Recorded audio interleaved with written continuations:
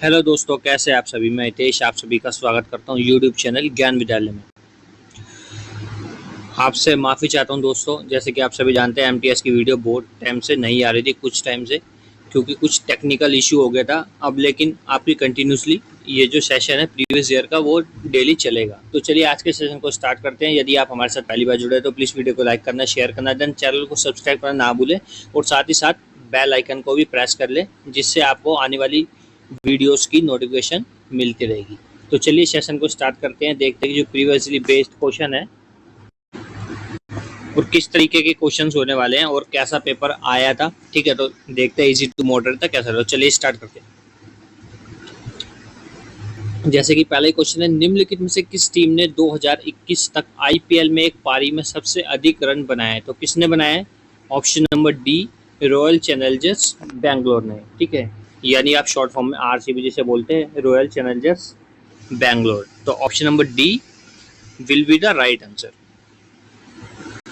किस भारतीय मुक्केबाज ने 2008 बीजिंग ओलंपिक में मुक्केबाजी के मिडिल वेट वर्ग में कांस्य पदक जीता है? तो किसने जीता है? ऑप्शन नंबर ए, विजेंदर सिंह ने।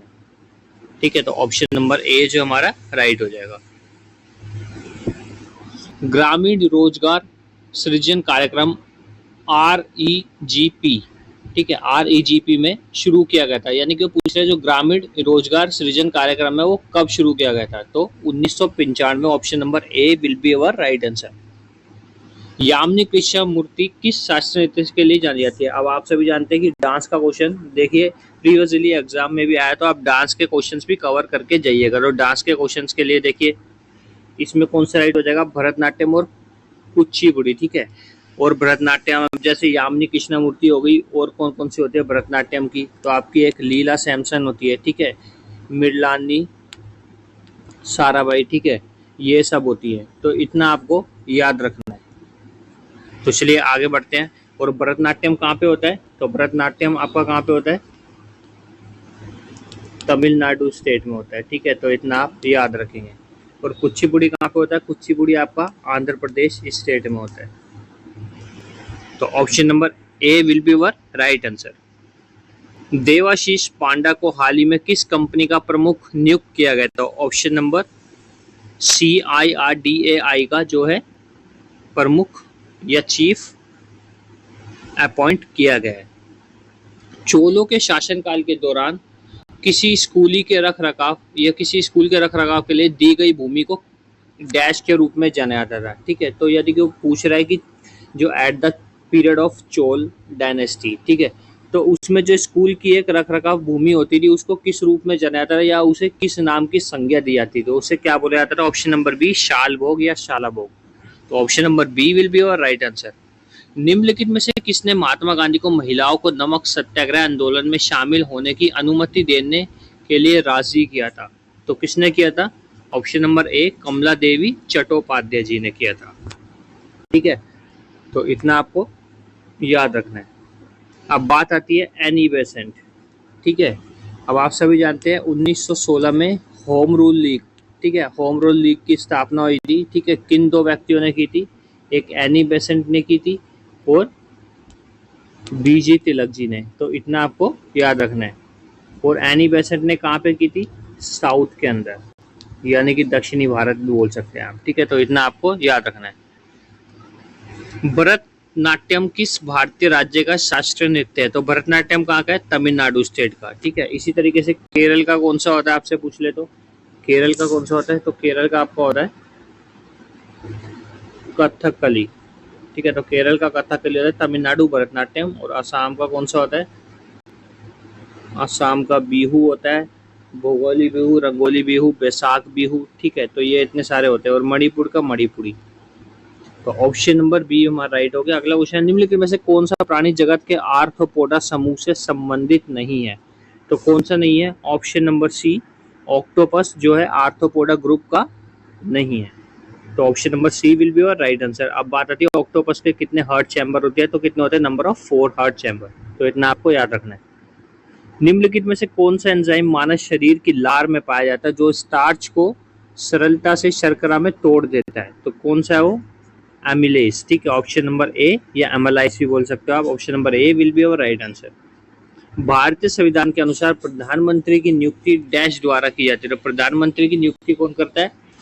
जो देश का प्रथम नागरिक यानी कि राष्ट्रपति होता है। तो option number B, President of India will be our right answer. भारत के किस राज्य में सागा दावा या ट्रिपल धन्य त्योहार मनाया जाता है? अब आप देख रहे हैं क्वेश्चन जो है, पहले इजी वे में देखें तो सागा दावा पर्व किससे संबंधित है, यानी कि कौन से धर्म से संबंधित। तो इस तरीके से भी क्वेश्चन आता है। तो ये जो है ये बौद्ध धर्म से संबंधित एक उत्सव या त्योहार है। तो इतना आपको याद रखना है, ठीक है। अब सागा दावा या ट्रिपल धन्य त्योहार कहाँ मनाया जाता है? तो ऑप्शन नंबर डी, सिक्किम में मनाया जाता है, ठीक है।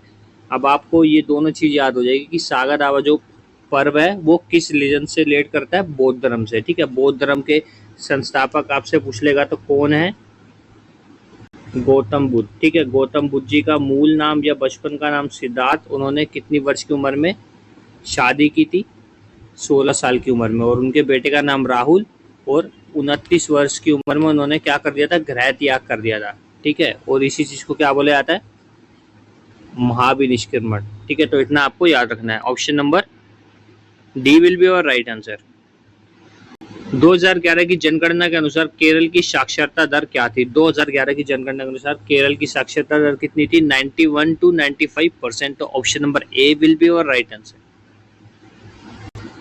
कांटेदार वनों और झाड़ियों की जलवायु परिस्थितियां निम्नलिखित में से किस पादप प्रजाति के लिए सबसे आदर्श है? रोजवुड, टीक, जूनिपर या यूरोबिया। तो कौन सा हो जाएगा? Euphorbia. Option number D will be our right answer. यानी कि कांटेदार वनों और झाड़ियों की जलवायु परिस्थितियां यूरोबिया में से पादप प्रजाति के लिए सबसे आदर्श मानी जाती है। केंद्रीय बजट 2022 और 23 के अनुसार राष्ट्रीय राजमार्ग नेटवर्क विस्तार के लिए लगभग कितना राशि जुटाई जाएगी? तो कितनी जुटाई जाएगी? अब ये जो है करंट अफेयर्स के क्वेश्चन है, ठीक है। तो आपको क्या करना है? करंट अफेयर्स भी ज़्यादा पढ़ने हैं। लगभग आप मैक्सिमम 6 महीने के करंट अफेयर्स को कवर करके जाइएगा। तो ऑप्शन नंबर कौन सा हमारा राइट हो जाएगा? ऑप्शन नंबर डी, यानी कि 20,000 करोड़ जो है राष्ट्रीय राजमार्ग नेटवर्क विस्तार के लिए राशि जुटाई जाएगी। निम्नलिखित में से कौन तबला वादक नहीं है? तो तबला वादक कौन कौन है? सबसे पहले तो बात आती है तबला वादक कौन कौन है, ठीक है। तो तबला वादक आपके कृष्ण महाराज जी में, जाकिर हुसैन तो जाने जाते हैं, ठीक है। अल्लाह रखा भी है, ठीक है। तो अल्लाह रखा के बेटे ही कौन है? जाकिर हुसैन। तो इतना भी आपको याद रखना है। बात आती है जाकिर हुसैन को 1988 में पद्मश्री से नवाजा गया, ठीक है। तो ये भी आपको याद रखना है। और 2000 में किससे नवाजा गया? पद्म विभूषण, यह 2002 में, ठीक है। तो इतना आपको याद रखना है। तो क्योंकि क्वेश्चन वो इस तरीके से घुमा फिरा के भी पूछ लेगा, ये नहीं पूछेगा आपसे सिंपली वे में कि तबला वादक से कौन कौन से रिलेटेड वो हैं जो बजाते हैं, ठीक है। ये नहीं पूछेगा आपसे, डायरेक्टली पूछेगा थोड़ा क्वेश्चन को हार्ड करके कि अल्लाह रखा को कब मिला था, ठीक है। पद्म विभूषण से कब नवाजा गया था। या आपसे पूछ लेगा वो जो शनाई वादक कौन है? बिस्मिल्लाह खां। तो बिस्मिल्लाह खां को भारत रत्न कब मिला था? इस तरीके से आपसे क्वेश्चन पूछ लेगा, ठीक है। तो ये सब आपको कवर करके जाने। तो option number D will be our right answer, जो कि शेख चिन्ना मौला जो है वो तबला वादक नहीं है। तो बात आती है अब ये कौन है? तो ये जो है नादस्वरम, ठीक है, नादस्वरम वादक, ठीक है। और आप सभी जानते हैं एक क्वेश्चन और बनता है इससे, नादस्वरम पेट्टई को जीआई टैग मिला किस राज्य के लिए? तो तमिलनाडु। तो ये भी आप याद रखेंगे।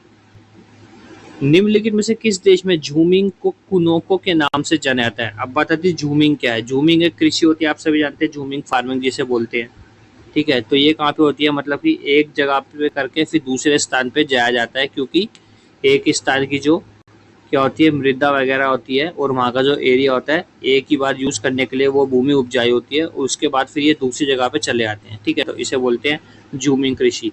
ये कहाँ की जाती है? बेसिकली आपका मेघालय, ठीक है, और सिक्किम। तो इतना आपको याद रखना है। अब बात आती है कि झूमिंग को कुनोके के नाम से जाना जाता है, कहाँ पे जाना जाता है? तो ऑप्शन नंबर सी, वेनेजुएला में जाना जाता है। प्राचीन भारत में महाजनपदों के शासक उत्पादित फसलों पर डैश प्रतिशत की दर से कर वसूलते। तो कितने प्रतिशत की दर से वसूलते थे? 1/6। ठीक है, यानी कि 1/6 भाग के हिसाब से क्या वसूलते थे? वो कर वसूलते थे। अब बात आती है कि 16 महाजनपदों का वर्णन बौद्ध धर्म के, ठीक है, बौद्ध धर्म में किस में किया गया, यानी कि उसे किस नाम से जाना जाता है? ठीक है, तो अगुंतर निकाय के अंतर्गत 16 महाजन पदों के बारे में वर्णन किया गया है। अब बात आती है जैन धर्म के अंदर।